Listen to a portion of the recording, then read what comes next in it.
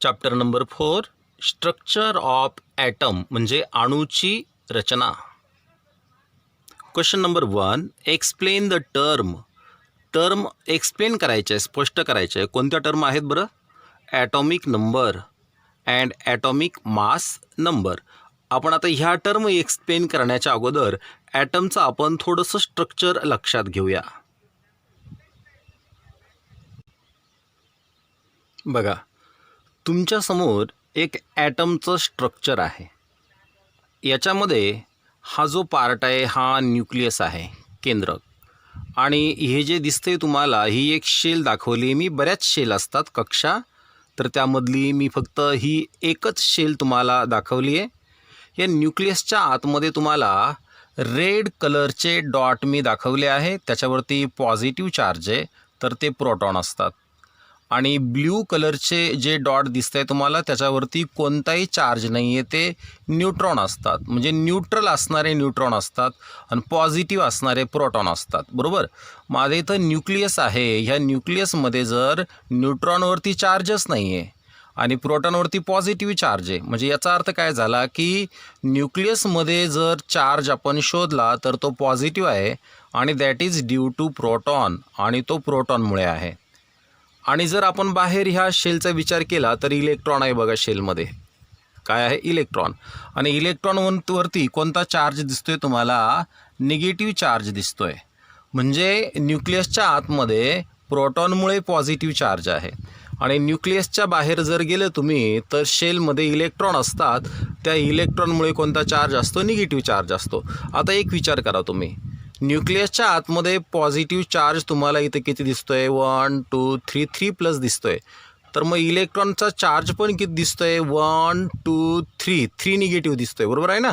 म्हणजे याचा अर्थ न्यूक्लियसच्या आतमध्ये जेवढा पॉझिटिव्ह चार्ज असतो ना, तर त्याच्या बाहेर तितकाच निगेटिव्ह चार्ज असतो. म्हणजे जेवढा पॉझिटिव्ह चार्ज तेवढाच निगेटिव्ह चार्ज असतो.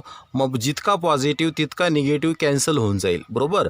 म्हणजे याचा अर्थ ॲटम हा इलेक्ट्रिकली न्यूट्रल आहे. ॲटम कसा इलेक्ट्रिकली न्यूट्रल आहे? बघा, समजा इथं या ठिकाणी प्रोटॉनचे नंबर किती आहे असं जर मी तुम्हाला विचारलं, 1 2 3, नंबर ऑफ प्रोटॉन्स आर 3. पण इतकं माहिती आहे आपल्याला की जितके प्रोटॉन असतात तितकेच इलेक्ट्रॉन असतात. 1 2 3.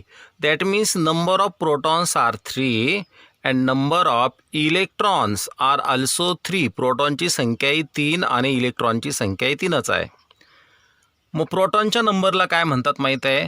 प्रोटॉनच्या नंबरला म्हणतात त्या ॲटमचा नंबर, म्हणजे ॲटॉमिक नंबर.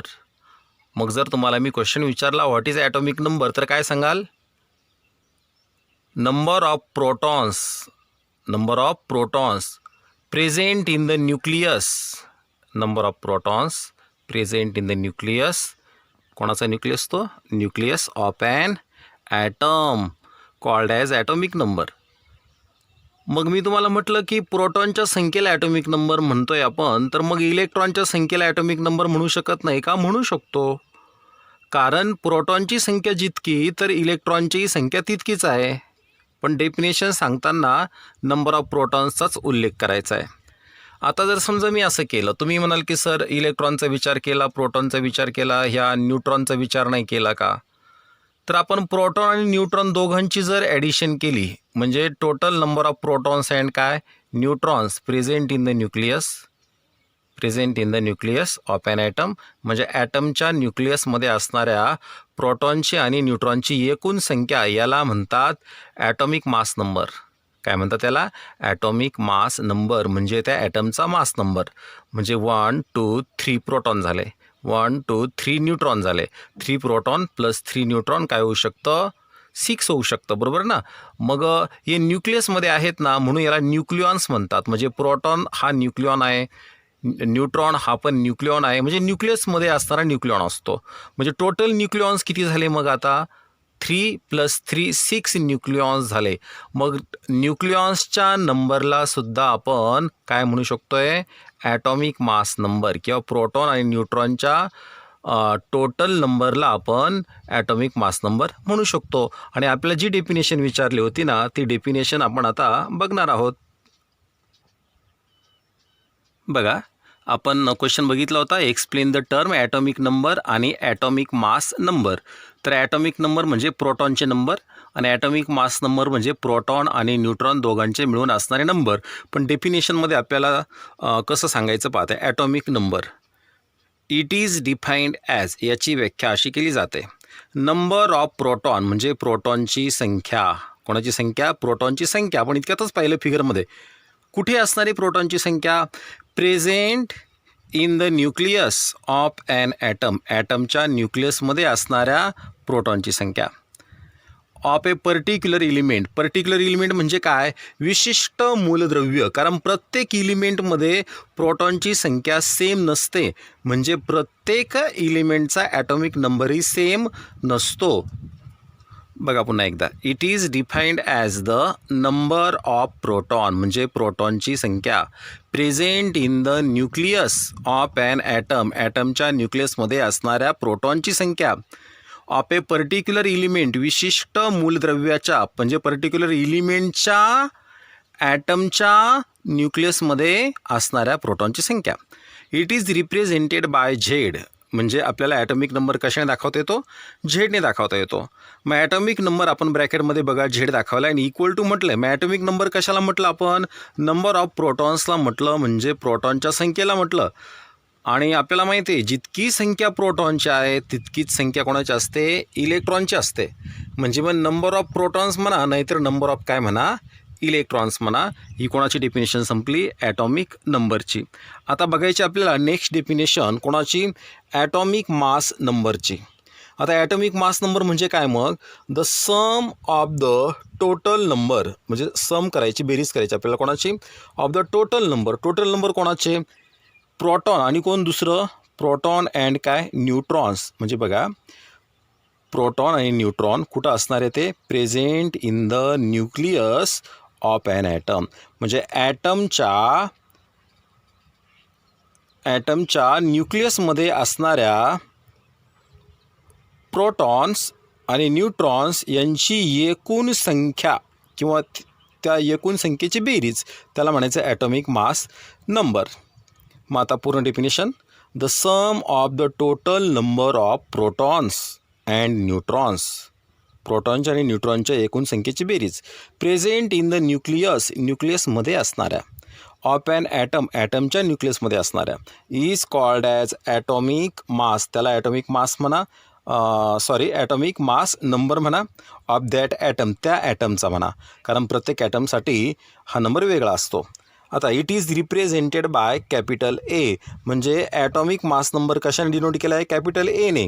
आणि ॲटॉमिक नंबर कशाने डिनोट केला? तर आपण मगाशी झेडने डिनोट केला होता, बरोबर ना? आपल्याला जर फॉर्म्युला रिप्रेझेंट करायचा असला कोणाचा? मास नंबरचा, तर मास नंबर एने दाखवतात. मग मास नंबर म्हणजे कोणाची सम होती? टोटल नंबर ऑफ प्रोटॉन्स आणि नंबर ऑफ काय? न्यूट्रॉन. म्हणजे काय? मग mass number A equal to number of protons म्हणजे झेड आणि नंबर ऑफ न्यूट्रॉन्स म्हणजे एन, यांची सम. मग आपण आता फक्त सिम्बॉल घेऊया. मास नंबरचा फक्त ए घेतला, इक्वल टू घेतला, नंबर ऑफ प्रोटॉन आपण झेड घेतला आणि नंबर ऑफ न्यूट्रॉन आपण एन घेतला, म्हणजेच मग A equal to Z plus N आलं. म्हणजे आपल्याला मास नंबर माहिती आहे, ॲटॉमिक नंबर माहिती आहे, तर नंबर ऑफ न्यूट्रॉन मिळेल किंवा या तिघांपैकी कोणतेही दोघं माहीत असले तर तिसरा मिळेल. मग आपल्याला ए माहीत आहे आणि झेड माहिती आहे समजा, आणि एन फाईंड करायचं आहे. तर मग एन फाईंड करायला काय करायचं? हा झेड प्लस आहे, लेफ्टला येताना ए मधून मायनस होणार, म्हणजे ए मायनस झेड होणार, आणि मग आपल्याला एन म्हणजे नंबर ऑफ न्यूट्रॉन्स मिळणार आहे. बघा, त्या क्वेश्चन व्यतिरिक्त न्यूक्लियाइड कशाला म्हणायचं ते समजावून घ्या. एक्स म्हणजे जर इलिमेंटचा सिम्बॉल असेल, एक्स कोण असेल? इलिमेंटचा सिम्बॉल असेल. ये तुम्हाला माहिती आहे, आता आपण मास नंबरसाठी डिनोट केला आहे, आणि झेड माहिती आहे ॲटॉमिक नंबरसाठी डिनोट केला आहे. मग जर आपण असं रिप्रेझेंटेशन जर केलं तर आपल्याला काय कळतं? एक्स म्हणजे इलिमेंट आहे, ये त्याचा मास नंबर आहे, झेड त्याचा ॲटॉमिक नंबर आहे. मग जर आपण ॲटमला किंवा न्यूक्लियसला जर असं स्पेशल पद्धतीने प्रेझेंट केलं तर त्याला म्हणायचं nuclide. What is nuclide? If atom or nucleus is represented by X A Z, असं रिप्रेझेंट जर केलं आपण ॲटमला किंवा न्यूक्लियसला तर त्याला म्हणायचं काय, न्यूक्लाइड. आता बघा इकडे क्वेश्चन आहे, question number 2. If an element X, म्हणजे एलिमेंट आपण एक्सने डिनोट केला आहे पहा, हॅज मास नंबर, म्हणजे त्या एलिमेंटचा मास नंबर किती दिला आपल्याला, 11 दिलेला आहे. मास नंबर म्हणजे कोण झाला, हा ए झाला, एची व्हॅल्यू झाली. अँड हॅज 6 न्यूट्रॉन, न्यूट्रॉनचे नंबर किती झाले, 6 झाले. देन राईट इट्स प्रेझेंटेशन, त्याचं काय लिहायचं आहे, प्रेझेंटेशन लिहायचं आहे. म्हणजे बघा मास नंबर म्हणजे आपण ए घेणार 11 आणि न्यूट्रॉन म्हणजे एन घेणार 6. मग इथं पहा मास नंबर म्हणजे ए घेणार 11 आणि नंबर ऑफ न्यूट्रॉन काय घेणार, एन म्हणजे 6 घेणार. मग आपल्याला ए आणि एन कळालं, बरोबर ना. आपल्याला जर त्या एलिमेंटचं रिप्रेझेंटेशन द्यायचं आहे तर आपल्याला ए आणि झेड पाहिजेत. आहे कोण पाहिजेत, ए आणि झेड पाहिजेत. तर ए आहे आपल्याकडं पण झेड नाही. मग ए आहे झेड नाही, एन दिलेला आहे, याचा अर्थ आपण हा फॉर्म्युला यूज करू शकतो आहे, using A equal to Z plus N. मग आपल्याला झेडची व्हॅल्यू काढायला हा जो प्लस एन आहे इकडे येताना एमधून काय होणार आहे, मायनस होणार आहे. मग आपण याचं कन्वर्जन लिहूया. कसं लिहूया, झेड काढण्यासाठी हा प्लस एन इकडे येताना एमधून मायनस होणार. बघा एमधून एन काय झाला मायनस, म्हणजे झेड मिळतोय आपल्याला. एची व्हॅल्यू 11 दिलेली होती, एनची व्हॅल्यू 6 दिलेली होती. 11 - 6 5, म्हणजे 5 ही व्हॅल्यू आपल्याला झेडची मिळाली. मग आपल्याला त्या एलिमेंटचं प्रेझेंटेशन द्यायचं की नाही, आपण इथं लिहूया representation of element equal to, कसं रिप्रेझेंटेशन देता येईल, एक्स म्हणजे एलिमेंट झाला, बरोबर.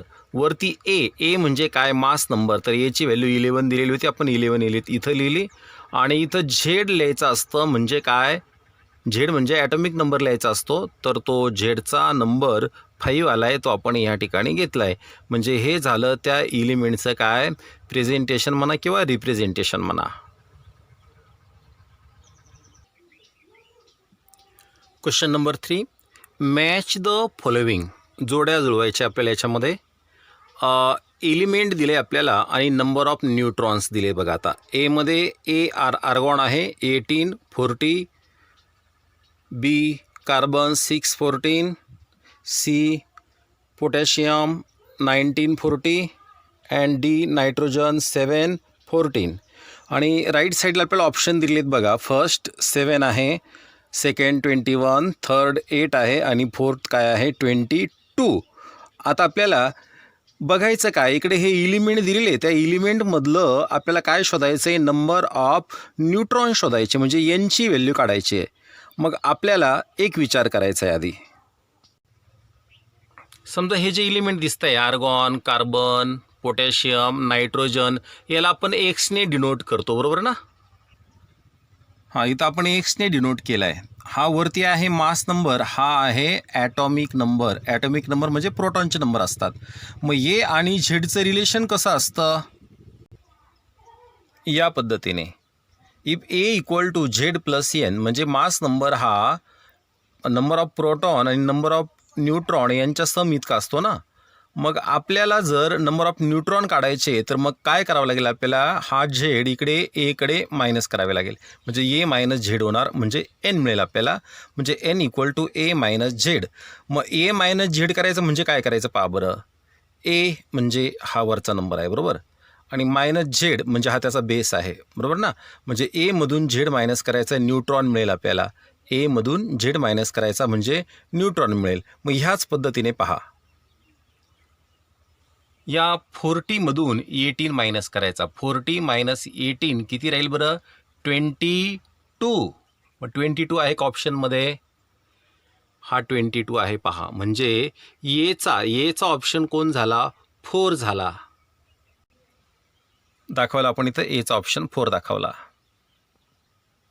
आता सेकंड पहा, कार्बनसाठी 14मधून 6 मायनस करा. 14 मायनस 6 किती येणार, 8 येणार. थर्ड ऑप्शनमध्ये 8 दिसतोय पहा. म्हणजे बीचा ऑप्शन काय झाला, हा 3 झाला. इथं दिसतंय बीचा ऑप्शन 3 आला आहे.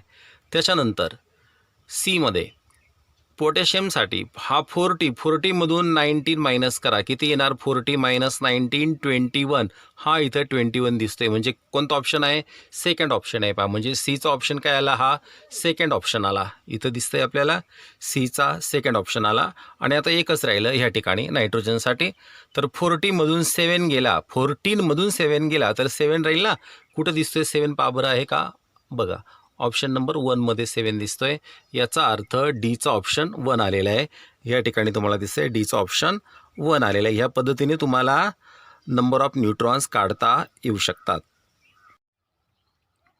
Question number 4. Find out the number of photons, electrons and neutrons in the nuclide AR1840. म्हणजे याचा अर्थ आपल्याला ह्या न्यूक्लाइडमध्ये प्रोटॉनचे नंबर्स, इलेक्ट्रॉनचे नंबर्स आणि न्यूट्रॉन्सचे नंबर्स फाइंड आउट करायचे आहेत. मग सोल्युशनमध्ये आपण काय केलं? हा जो न्यूक्लाइड आहे तो आपण घेतला आणि त्याला कोणाबरोबर कम्पेअर केलं? AR तसंच घेतला, तोच एलिमेंट घेतला आहे आपण. आणि इथं ए घेतलं, इथं झेड घेतलं. याचा अर्थ एची व्हॅल्यू 40 आणि झेडची व्हॅल्यू 18 आहे. ए म्हणजे आहे मास नंबर, झेड आहे ॲटॉमिक नंबर. मग ते आपण इथं लिहिलं बघा कम्पॅरेटिव्हली. ए = 40 अँड झेड = 18 लिहिलं. मग ए मिळाला, झेड मिळाला. आता एन फाइंड करायचं आहे आपल्याला. आपल्याला माहिती आहे नंबर ऑफ न्यूट्रॉन कसे काढले जातात? या 40मधून 18 मायनस करायचा असतो, म्हणजे एमधून झेड मायनस करायचा असतो. म्हणजे number of neutrons = A minus Z केलं. एची व्हॅल्यू तुम्हाला दिसते 40 आहे, झेडची व्हॅल्यू दिसते तुम्हाला 18 आहे. आणि 40 minus 18 subtraction is 22. That means number of neutron 22. मग आपल्याला नंबर ऑफ प्रोटॉन्स म्हणजे झेड 18 लिहिता येत आहे. नंबर ऑफ इलेक्ट्रॉन्स आपल्याला माहीत आहे की जितके प्रोटॉन्स असतात तितकेच इलेक्ट्रॉन्स असतात. मग नंबर ऑफ इलेक्ट्रॉन्ससुद्धा झेड इतकेच असणार ना. मग = ते सुद्धा 18 आलं. आणि नंबर ऑफ न्यूट्रॉन्सचे नंबर आपण इथं फाइंड केलेत बघा, 22 आले होते. मग इथं लिहिलं आपण नंबर ऑफ न्यूट्रॉन्स किती लिहिलं? 22. Question number 5. 3 elements P, Q and T, म्हणजे त्या 3 एलिमेंटचं नाव आपल्याला P, Q आणि T असं दिलं आहे. हॅव मास नंबर 40, म्हणजे तिघांचा मास नंबर 40 आहे. मास नंबर म्हणजे एची व्हॅल्यू 40 आहे तिघांसाठी. Their atoms contain 22, 21 and 20 neutrons, म्हणजे Pमध्ये 22 न्यूट्रॉन्स आहे, Qमध्ये 21 आहे आणि Tमध्ये 20 न्यूट्रॉन्स आहे respectively. Represent their atomic composition, त्यांचं ॲटॉमिक कॉम्पोजिशन म्हणजे न्यूक्लाइड लिहायचं आहे त्यांचं, विथ ॲप्रोप्रिएट सिम्बॉल, म्हणजे सिम्बॉल वगैरे जे आहे ते वापरून. बघा, मास नंबर ऑफ एलिमेंट्स सोल्युशनमध्ये mass number of elements P, Q and T, म्हणजे तिन्ही एलिमेंटचं जे मास नंबर आहे ते मास नंबर सेम आहे ना. मग मास नंबर एने डिनोट करतात. आपण ए घेतला आणि ते सेम आहे, म्हणजे 40 दिलेलं आहे, आपण 40 घेऊन टाकला. आता त्यांचे हे 22, 21, 20 हे काय दिलेले आहेत? नंबर ऑफ न्यूट्रॉन म्हणजे एनने दाखवतात. मग आपण NP घेतलं म्हणजे Pचे नंबर ऑफ न्यूट्रॉन्स असतील. NQ घेतलं म्हणजे Qचे नंबर ऑफ न्यूट्रॉन, आणि NT घेतलं याचा अर्थ Tचे नंबर ऑफ न्यूट्रॉन्स असतील. मग late NP, NQ and NT be the number of न्यूट्रॉनची संख्या असेल कोणाची?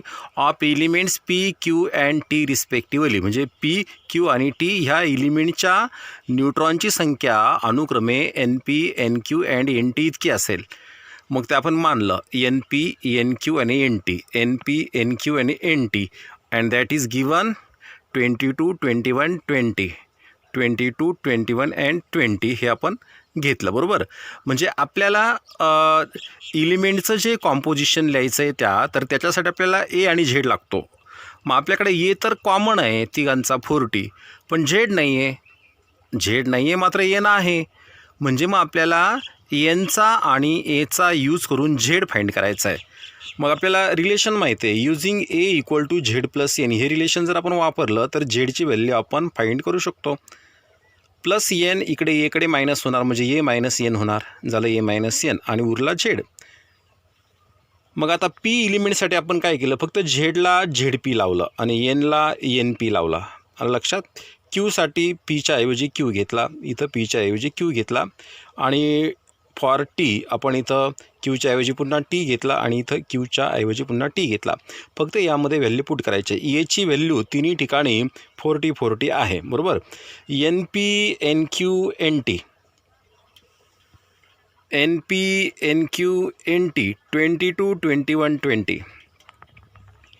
22 21 20 व्हॅल्यू पुट केली. 40 - 22 18, 40 - 21 19, 40 - 20 20 आलं, बरोबर. म्हणजे आपल्याला ZP, ZQ आणि ZT याच्या पण व्हॅल्यू मिळाल्या आहेत. आता ॲटॉमिक कॉम्पोजिशन, कोणाचं ॲटॉमिक कॉम्पोजिशन ऑफ एलिमेंट्स, कोणते कोणते एलिमेंट्स आहे, PQ आहे आणि कोण आहे, T आहे, अँड T रिस्पेक्टिव्हली आर. मग त्यांचं ॲटॉमिक कॉम्पोजिशन कसं येणार बघा. आपण काय केलं बघा, आता PZPA म्हणजे P एलिमेंटसाठी मास नंबर Aच आहे, बरोबर. आणि ॲटॉमिक नंबर ZP घेतला आपण. मग आता हे इक्विव्हॅलंट केलं आपण. Aची व्हॅल्यू 40 टाकली आणि ZPची व्हॅल्यू 18 टाकली, जी आपण फाइंड केली ती. फक्त आता Pच्या जागेवर इथं काय आलेलं आहे, Q आलेलं आहे, बघितलं. फक्त Pचा Q झालेला आहे. Aची व्हॅल्यू तर सेम आहे सगळ्यांसाठी आणि ZQची व्हॅल्यू आपण फाइंड केली, ती 19 आली होती. तसंच आता फक्त Q काढून आपण T टाकलेला आहे, बरोबर. आणि आता Aची व्हॅल्यू 40 सेम आहे आणि ZTची व्हॅल्यू किती आहे, 20 फाइंड केली होती आपण, ती 20 टाकून दिली. म्हणजे ह्या पद्धतीने आपल्याला काय करता येतं आहे, रिप्रेझेंटेशन करता येतं आहे सिम्बॉलिक फॉर्ममध्ये.